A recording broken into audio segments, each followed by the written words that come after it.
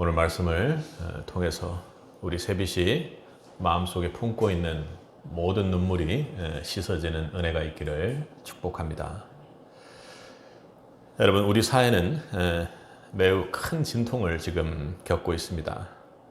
자유와 진실을 지키고자 하는 사람들, 그리고 또 하나님께 주신 법질서를 지켜내려고 애쓰는 많은 분들이 어쩌면 깊은 실망과 분노의 눈물을 흘리고 계신지 모릅니다.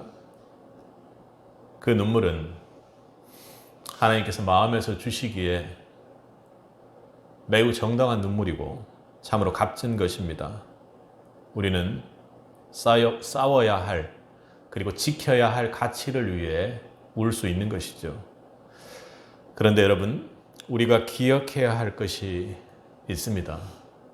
내가 무엇을 위해 싸우고 또 무엇을 지키기 위해 그렇게 움직이고 있는지를 잃으면 안 된다는 것이죠. 왜냐하면 그렇게 여러분들이 싸우고 지키기 위해서 흘렸던 그 눈물을 그 어떤 체제도, 그 어떤 정치인도, 그 어떤 무엇도 닦아줄 수 없다라는 것입니다. 진정한 위로, 회복, 그리고 우리가 전심으로 온 영혼이 바라는 정의는 하나님 한 분으로부터만 나오는 것이기 때문에 그렇습니다. 하나님께서는 이에 대해 오늘 말씀을 통해서도 약속하고 계십니다. 17절을 보면 하반절에 하나님께서 그들의 눈에서 모든 눈물을 씻어 주시리니 이렇게 말씀하고 있습니다. 우리는 이 땅에서 영적 전쟁을 치르되 하나님 편에 서서 하나님의 군사로 서서 싸우되 우리는 내가 왕된 것이 아니라, 내가 장군된 것이 아니라 하나님께서 싸우시는 하나님의 통치를 겸손히 엎드려 기다려야 하는 성도들입니다. 우리가 사는 이 세상은 언제나 여전히 불의하고 불안전하며 흔들립니다. 그런데 계시록 7장은 바로 그런 혼란 한가운데에서 전혀 다른 풍경을 우리에게 보여줍니다. 온 땅에 하나님의 심판이 임할 때, 그때 하나님은 심판보다 먼저 당신의 백성들에게 인을 치십니다. 그 인은 하나님께 속한 자들이요, 하나님 소유요, 보호하고 있다는 그런 표식이죠. 우리 7장을 보면 2절에 보라, 또 봄에 다른 천사가 살아계신 하나님의 인을 가지고 이렇게 온 것입니다. 그리고 3절에 우리가 하나님의 종들의 이마에 인치기까지 땅이나 바다나 나무들을 해하지 말라. 그리고 인침을 받은 숫자들이 어떻고, 그런 인침받은 사람들이 지금 주님 앞에 엎드려 경배하며 찬양하며 예배드리고 있는 모습을 봅니다. 그러죠? 완전한 수의 사람들, 하나님께서 정해놓은 그 사람들을 그렇게 예배하는 자리로 불러낸 것이죠. 그 입맞은 자들은 마침내 흰 옷을 입고 하나님 보좌 앞에 서게 됩니다. 누가 그날에 능히 서겠느냐 했을 때 환난 중에 보혈로 씻긴 흰 옷을 입고 서 있는 바로 그들입니다. 그들은 환난을 지나온 자들이고, 우리가 지난주에 말씀으로 함께 살펴봤던 것처럼 어린 양의 피로 정결케 된 자들입니다. 결코 누구도 자격이 있어서 온 것이 아니라 오로지 어린 양의 피로 씻긴 그 옷을 입고 그 환난을 빠져나온 사람들이죠. 그들은 날마다 하나님을 섬기며 예배합니다.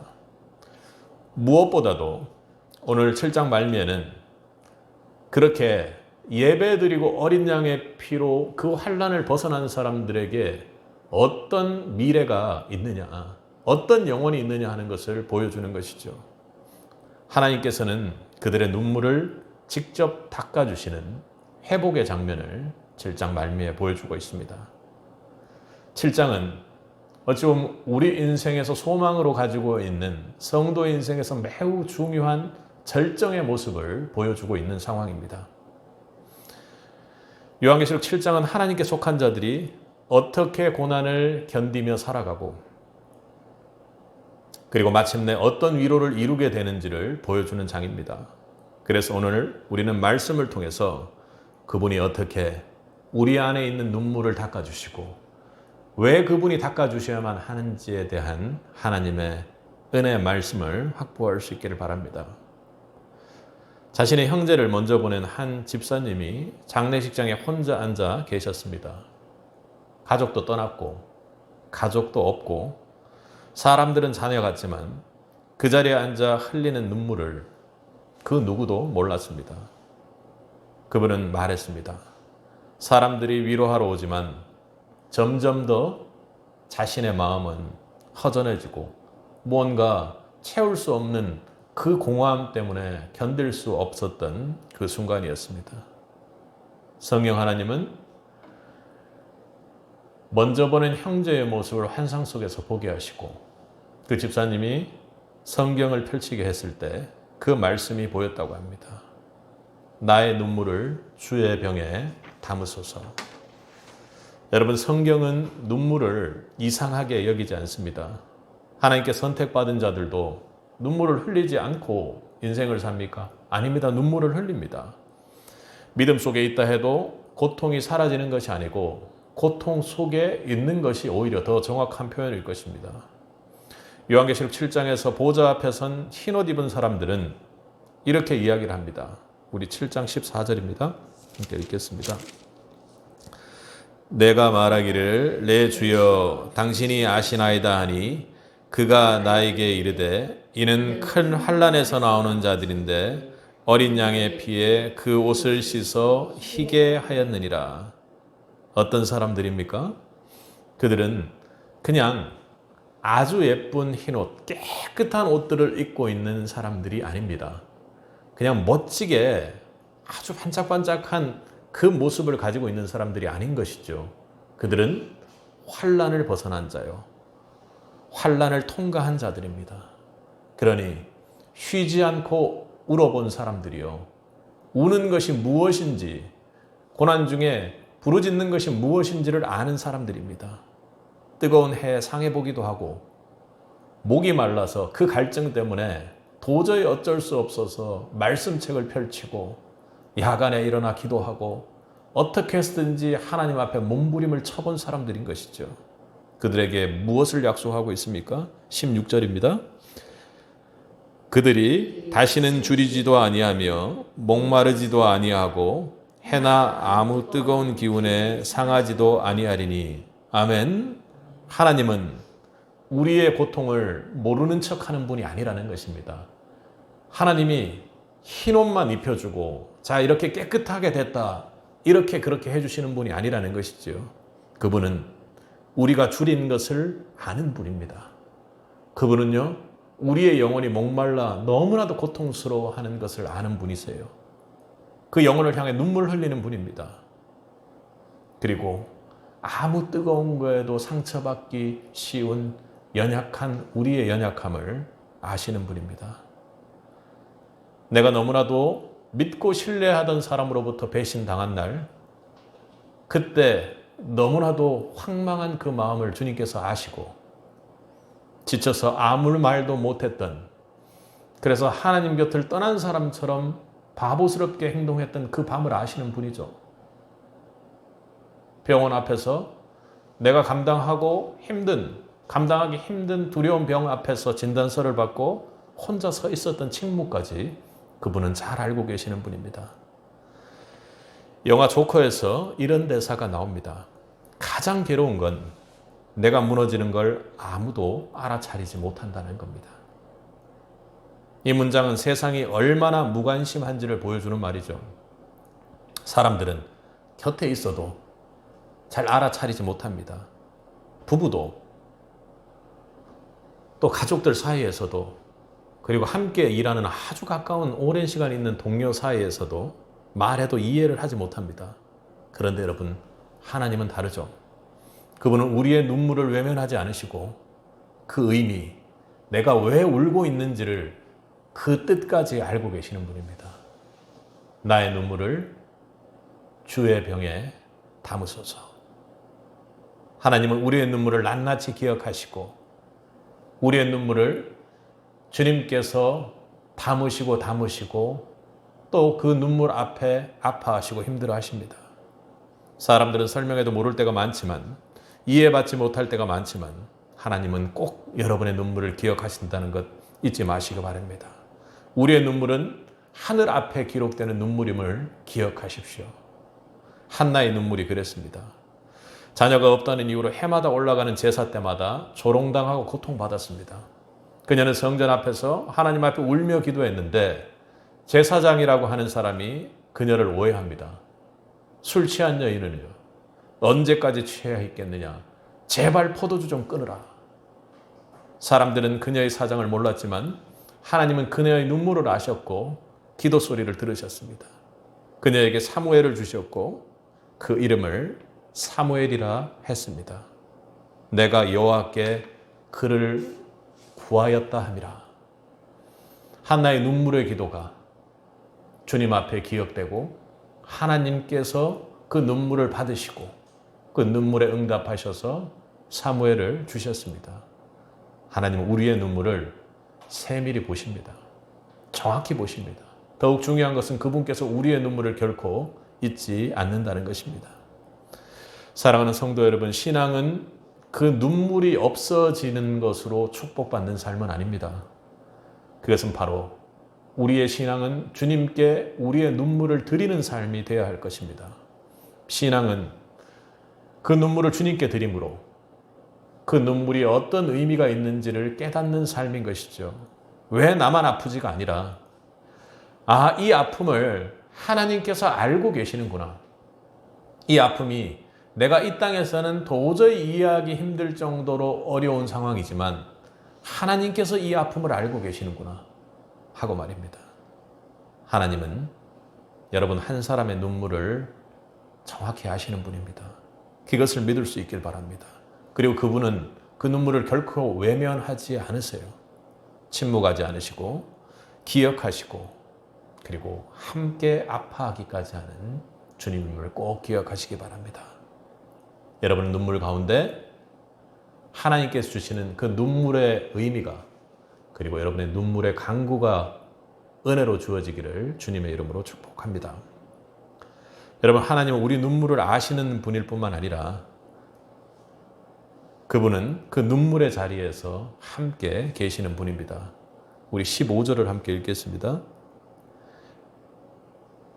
그러므로 그들이 하나님의 보좌 앞에 있고 또 그의 성전에서 밤낮 하나님을 섬김에 보좌에 앉으신 이가 그들 위에 장막을 치시리니 그들 위에 장막을 치시리니 이 구절은 단지 미래 천국 장면을 묘사하는 것이 아닙니다. 하나님은 당신의 백성들과 함께 하시는 하나님, 고난과 눈물 속에서도 그 고난 중에 그 고난 가운데 장막을 치시는 하나님이라는 사실을 우리는 깨닫게 됩니다. 장막을 치신다는 말은 출애굽기의 성막과도 연결이 되는 말씀입니다. 광야에서 길을 잃고 방황하던 이스라엘 백성들 가운데 하나님은 어떻게 하셨습니까? 성막을 세우게 하시고 그들 중심에 거하셨습니다. 출애굽기 25장 8절에는 이렇게 이야기를 하죠. 내가 그들 중에 거할 성소를 그들을 위하여 짓게 하라. 내가 거하는데 그들 중에 거할 성소를 짓게 하는데 그 이유가 뭐냐면 그 이스라엘 백성들을 위해서 짓게 하셨다는 겁니다. 그분은요, 우리의 고난 바깥에 서서 그냥 바라보는 분이 아니라 고난의 중심에 그분의 장막을 치시는 분입니다. 하나님은 하늘에서만 명령을 내리시는 분이 아니라 우리 가운데 오셔서 말씀으로 함께 하시고 임마누엘의 하나님으로 우리와 함께 모든 것을 체휼하고 함께 눈물 흘리시는 분이 주님이신 것이죠. 바벨론의 느부갓네살 왕은 우상 숭배를 강요하며 절하지 않는 자들을 풀무불에 버렸습니다. 다니엘의 세 친구 사드락, 메삭, 아벳느고는 우상에게 결코 절하지 않았죠. 결국 뜨거운 풀무 속에 던져졌습니다. 왕은 그들이 불에 타 사라질 줄 알았지만 오히려 놀라서 그렇게 외치죠. 보라, 내가 보니 네 사람이 불 가운데 걷고 있으며 그 넷째는 신들의 아들 같도다. 셋만이 풀무불에 버려졌는데 넷이 보이더라는 겁니다. 하나님은 불을 꺼주신 것이 아니라 그 고통의 풀무불 속에 함께 계신 분이었습니다.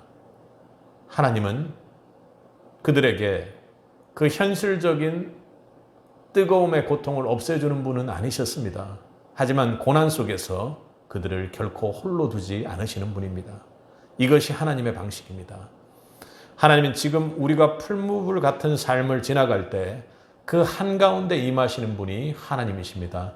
아멘, 할렐루야. 주님께서 여러분 고난 중에 함께 계시다면 이 고난이 해결되는 것이 문제가 아니라 그분께서 함께 계심으로 여러분들이 그 땅에서 그 고난 중에도 천국을 보실 수 있기를 바랍니다. 23년 세상을 떠난 팀켈러 목사는 암 투병 중에 이런 고백을 남겼습니다. 지금까지 기도와 말씀으로 하나님을 많이 알아왔다고 생각했지만 이 고통 가운데서야 비로소 하나님이 곁에 계신 분이라는 것을 깨달아 알게 되었습니다. 암 투병으로 그의 아픔은 깊어갔지만 하나님의 임재는 더욱 가까워졌다고 그는 말했습니다. 우리 삶도 그렇습니다. 여러분, 눈물 나는 현실, 감당할 수 없는 고난, 흔들리는 삶 중심에 설 때 우리는 자주 의문을 가지고 묻습니다. 왜 이런 일이 생겼을까? 그런데 여러분, 그것보다 더 중요한 일은 지금 이 일이 생긴 이 자리에 누가 함께 계시는가 하고 질문하는 것입니다. 하나님은 여러분의 눈물 바깥쪽에 외곽에 서서 멀찌감치 바라보시는 분이 아니라 눈물 안에 계시는 분임을 믿을 수 있길 바랍니다. 그분은 고난의 현장에서 장막을 치시고 거기 거하셔서 그 고난을 함께 해 나가는 분이라는 것입니다. 그분이 그 자리에 계시기에 우리는 무너지지 않습니다. 아멘. 그분께서 그 자리에 계시기에 우리는 결코 멸망할 수 없습니다. 우리의 눈물이 끝나지 않았어도 하나님이 함께 하신다는 그 사실이, 그 믿음이 여러분을 그 고통의 순간에도 버티게 하는 힘이 되는 것입니다. 하나님의 임재는 우리의 고난을 일시적으로 덜어주지 않을지 모릅니다. 그러나 우리의 무너짐, 결코 무너질 수 없는 그 길로 우리를 인도하는 하나님의 은혜가 되는 것이죠. 여러분, 옳은 길을 찾고 계십니까? 그렇다면 주님께서 어려운 길 가운데도 함께 하는지를 보실 수 있기를 바랍니다. 그 임마누엘의 은혜가 우리 세빛과 함께 하기를 주님의 이름으로 축복합니다. 하나님은 그 눈물 가운데 함께 하시는 분입니다. 그런데 하나님은 그 함께 하심만으로 끝나는 분은 결코 아닙니다. 하나님은 우리를 그 눈물의 자리에서 생명의 자리로 인도하시는 분임을 믿습니다. 우리 17절을 이렇게 선언합니다. 함께 읽어보겠습니다. 이는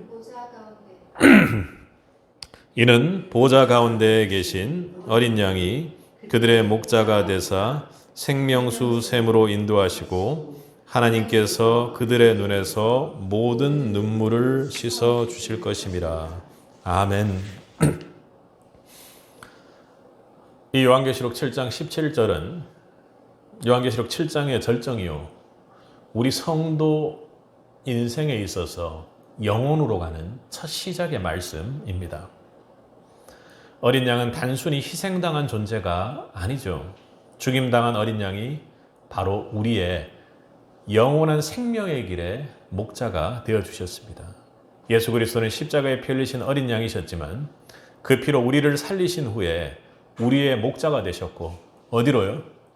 어디로 인도하십니까? 우리를 생명수 샘으로 인도하시는 분입니다. 여기서 생명수의 샘은 그저 미래의 천국을 의미하는 것만은 아닙니다. 그것은 예수 그리스도를 믿고 주의 보혈로 옷 입은 자가 눈물이 끝나는 자리, 목마름이 회복되는 자리, 고통이 치유되고 상처가 멈추는 영원한 회복 자리로 나아가게 될 것을 약속하고 있는 것입니다. 우물가에서 예수님을 만난 사마리아 여인도 인생의 눈물 가운데 있었던 사람입니다. 세상에서 결코 위로받을 수 없는 일이죠. 5번 결혼하고 6번째 남자와도 제대로 정착하지 못하고 있는 여인의 인생을 어떻게 우리가 인간적으로 이해하고 감당해낼 수가 있겠습니까? 여러분, 막 세상에 이런 일이처럼 우리가 도저히 공감할 수 없는 그런 인생을 사는 사람들이 참 많습니다. 그녀의 삶은 지속적인 목마름과 외로움의 반복이었습니다. 그런 그녀에게 예수님은 이렇게 말씀하십니다. 내가 주는 물을 마시는 자는 영원히 목마르지 아니하리니 내가 주는 물은 그 속에서 영생하도록 솟아나는 샘물이 되리라. 아멘. 그 여인은 변화되었습니다. 목마름의 자리에서 생명수의 자리로 옮겨졌죠. 사람을 피하던 그 여인이 사람을 찾아서 나가고 자신의 이야기를 하고 예수님의 이야기를 하고 복음을 전하는 복음의 전도자가 되었던 것입니다. 어디예요? 사마리아 땅에 말입니다. 이것이 생명수의 샘으로 인도하는 자의 변화이죠. 예수님은 눈물을 닦으시는 분, 그 닦아주기만 하는 분이 아니라 우리의 삶의 방향을 바꾸시고 우리의 목자가 되셔서 우리를 생명의 길로 인도하시는 분이 주님입니다. 지금 우리는 이 시대 또다시 2번째 대통령 파면이라는 충격적인 현실을 마주하고 있습니다. 많은 이들이 실망하고 때론 분노하며 이 사건을 바라보고 있죠. 그러나 이것이 단지 한 사람의 정치적인 실패로만 끝난다면 우리는 하나님께서 주시는 징조와 영적 분별력 없는 그런 이 땅에서 보는 사람들과 똑같은 해석을 하는 사람들이 되는 것입니다. 어쩌면 하나님께서 한 리더의 모습을 통해 하나님께서 이 나라를 그리고 교회를 더 깊은 생명의 자리로 이끄시는 길임을 여러분 볼 수 있어야 합니다. 바벨론 포로 시절 하나님은 이스라엘의 눈물을 통해 말씀 앞으로 그들을 다시 불러내었고 하나님 앞으로 돌아가자라는 진정한 영적 각성이 일어나는 상황을 볼 수 있게 된 것이죠. 수탈당하고 뺏기고 내가 가지고 있는 모든 것을 뺏겨서 바닥에 떨어져야지만 그제서야 깨닫는 그런 철저한 죄인된 우리의 모습이기 때문에 그렇습니다. 여러분, 대한민국 대통령 한 사람을 고난의 자리로, 고통의 자리로 보냈습니다. 그랬더니 그 사람은 기도의 자리, 말씀의 자리, 예배의 자리로 이끌어냈던 것이죠. 여러분들도 뉴스를 통해서 대통령의 담화를 보았을 것입니다. 대통령의 담화가 어땠습니까? 상대편을 향해, 다른 체제를 향해 전쟁을 선포하고 끝까지 싸우겠다는 선포를 하고 나아갔습니다. 그것은 자유민주주의를 지키기 위한 그 한 사람의 마음속에서 일어난 일입니다. 그런데 그것을 영적으로 보면, 한 개인의 영혼의 모습으로 보면요, 그의 입에서 최근 마지막으로 나온 메시지는 국민과 우리 나라를 위해 기도하겠다라는 말입니다. 하나님을 알지 못하는 사람이 고난을 겪게 되고 또 그 고난 중에 눈물로 함께 하시고 고난 중에 임재하는 하나님을 만나게 되고 기도의 사람으로 바뀌고 대한민국의 대통령을 했던 사람이 리더로서 하나님께서 이끌어가는 모습을 보게 되었습니다. 그건 단지 대통령이라는 리더 한 사람의 고난에서 끝나는 것이 아니라 교회를 향해, 이 땅의 성도를 향해 하나님께서 얼마나 울고 있으며 그 눈물과 고통 속에서 하나님께서 함께 하시고 있고, 그리고 오로지 주님 한 분만을 바라볼 때 우리의 수탈되고 바닥에 있는 이 영혼들이 이 시대, 사단이 득세하는 이 시대에 결국에는 주님께서 우리를 생명의 길로 이끌고 가신다는 승리의 메시지요, 우리 교회가 나가야 할 방향을 하나의 모델로 보여주는 것임을 여러분 기억하십시오. 이 시간도 하나님은 우리가 어디에 소망을 두고 있는지를 캐묻고 계십니다. 한 대통령을 살리기 위함이냐, 한 정치 체제를 살리기 위해 눈물을 흘리고 있는 것이냐 하고 우리에게 묻고 있는 것이죠. 눈물로만 끝날 줄 알았던 이 시간이 우리에게 오히려 생명의 길로 가는, 우리 이 시대 우리나라 교회가 어떤 방향으로 가야 될지를 물어보는 것입니다. 그건 우리가 어떻게 시대를 분별하느냐, 누가 우리의 눈물을 영원한 생명의 길로 인도하는지를 보게 하는 것입니다. 분별하는 것이죠. 여러분, 어떤 상황, 투쟁 중에 또 싸움 중에 그리고 각각의 위치에 서서 우리가 흘리는 눈물이 끝이 아니고 절망이 아니라는 것입니다. 그렇게 정치체제를 위해서 싸웠던 사람들도, 그리고 여러분의 삶의 현장이나 가정에서 무언가를 위해 싸우며 너무나도 황망하게도 내 뜻대로 되지 않아 흘렸던 눈물은 결코 끝이 아니라는 것을 기억하십시오. 하나님은 그 자리를 생명의 시작으로 바꾸시는 분임을 믿을 수 있길 바랍니다. 우리의 눈물은 생명수, 그 샘 앞에 마침표를 찍게 될 것입니다. 여러분, 그 눈물이 있다면 하나님께 드릴 수 있길 바랍니다. 내가 원하는 대로 판결이 나오지 않았다 하고 흘릴 눈물이 있다면요, 그 눈물을 하나님 앞에 드릴 수 있는 사람들이 되어야 한다는 것입니다. 그 여정의 끝에서 하나님이 우리의 눈물을 친히 닦아주실 것임을 믿는 사람들이 되어야 된다는 것입니다. 너의 소망은 어디에 두고 있느냐? 다른 사람들과 전쟁을 해서 그 전쟁에서, 육적인 전쟁, 이 땅의 전쟁에서 승리하는 것을 원하느냐 하는 것입니다. 하나님이 나타나면, 빛이 나타나면 모든 어둠은 없어지게 되는 것이죠. 여러분, 그 여정의 끝에서 하나님이 친히 우리의 눈물을 닦아주십니다. 하나님께서 그들의 눈에서 모든 눈물을 씻어 주시리라. 아멘. 그것에 집중하고 소망을 두는 새빛이 되기를 원합니다. 이것은 위로의 말이 아니라 하나님께서 영적으로 깨어 있으라는 말이고, 내가 너희에게 주는 메시지라는 말이며, 하나님만이 할 수 있는 약속인 것이죠. 종말에 우리가 어떻게 살아야 되는지를 바라보라는 소망이며, 오늘 우리를 버티게 하는 약속이며 능력인 것입니다. 사랑하는 성도 여러분, 하나님은 우리의 눈물을 아십니다. 집회 현장에서 혹은 사역의 현장에서 각각의 위치에서 흘렸던 모든 눈물을 아시는 분이세요. 왜냐하면 그분은 그 눈물 흘리는 모습을 바라보고 있는 분이 아니라 그 눈물 가운데서 함께 고통하며 눈물 흘리고 계셨던 분이기 때문에 그렇습니다. 여러분이 어디에 있든 고통받았든 내 영혼이 수탈되어 아무것도 할 수 없는 그 바닥과도 같은 그 자리에도 하나님은 반드시 계신다라는 것을 여러분 믿을 수 있길 바랍니다. 그리고 하나님은 여러분 한 사람 한 사람을 손을 붙잡고 생명수의 길로 여러분들을 인도하기를 원하십니다. 눈물의 계절은 끝나고 반드시 나와 함께 그 고통 중에도 나를 업고 가셨던 그 주님께서 생명의 길로 인도하고 그 눈물을 끝내주실 줄 믿습니다. 여러분, 눈물의 계절은 끝나고 생명의 계절이 오는 그 은혜를 누릴 수 있는 새빛 성도들 되기 바랍니다. 그 끝자락에서 하나님이 우리를 기뻐 기다리고 계십니다.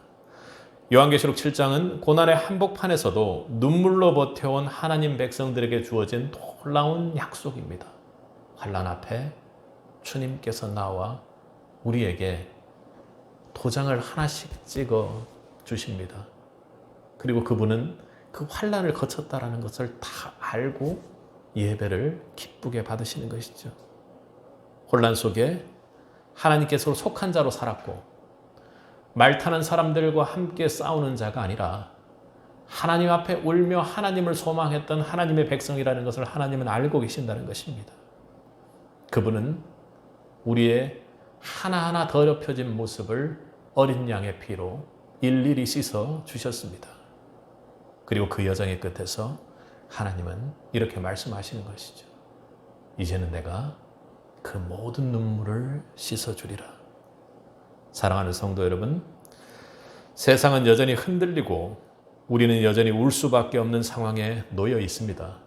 눈물이 끊이지 않을 수 있는 상황이죠. 그러나 여러분 기억하십시오. 우리는 눈물로 끝나는 인생이 아니라 우리의 영원한 목자 되시는 어린 양 예수께서 생명으로 향하는 여정으로 우리를 이끌어 가시는 분입니다. 거기에는 부족함이 없습니다. 고통의 자리에도 주님이 함께 하시면 나는 참 괜찮다, 기쁘다 하는 소리가 여러분에게 은혜로 지어줄 수 있길 바랍니다. 믿음은 주님께서 오늘 하신 눈물을 닦아주리라 하는 이 말씀을 붙잡는 것이 믿음인 것이죠. 눈물이 있을지라도 외로울지라도 하나님은 아시고 함께 하십니다. 고통이 멈추지 않을지라도 반드시 그 끝에는 주님께서 우리를 생명의 생명수로 인도하는 은혜의 역사가 기다리고 있다는 것을 믿을 수 있길 바랍니다.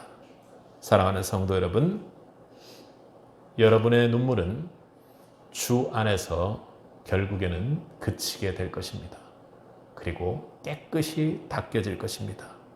그리하여 그 끝에서는 결코 목마르지 않고 그리고 결코 줄이지 않으며 어떤 해에도 상하지 않는 은혜의 하나님의 영원한 위로의 역사가 지속될 것임을 믿을 수 있는 그런 새빛이 되길, 그리고 영영이 그 하나님의 눈물 닦음의 은혜를 누리는 새빛이 되기를 주님의 이름으로 간절히 축복합니다. 함께 기도하겠습니다.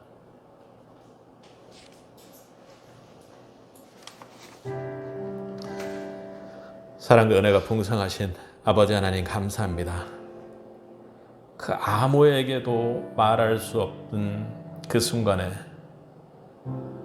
고통 속에 숨조차 쉬지 못하는 상황, 그리고 대체 이것이 무엇이지 하고 내 스스로도 이해하지 못할 정도의 극한의 고통의 상황에 있을 때에도 주님께서는 아시고 우리와 함께 울어주시고 우리를 주님의 길로 인도해 주셨습니다.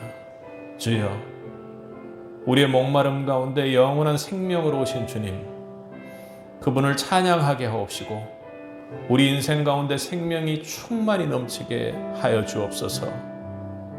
사랑의 주님, 부족한 우리의 사랑 가운데 오히려 다른 사람들을 미워하고 질투하고 시기하고 욕심내고 그 모든 것 하나님과는 완전히 다른 모습으로 있는 우리를 어린 양의 보혈로 씻기신 사랑의 주님, 고난 중에도 주님께서 함께 하심을 보는 우리 새빛이 될 수 있도록 주여 언제나 함께하여 주옵시고 주님께서 위로하여 주옵시고 위로가 되어 주옵시고 손을 붙들어 주옵시고 일어날 수 있도록 주님께서 축복하여 주옵소서.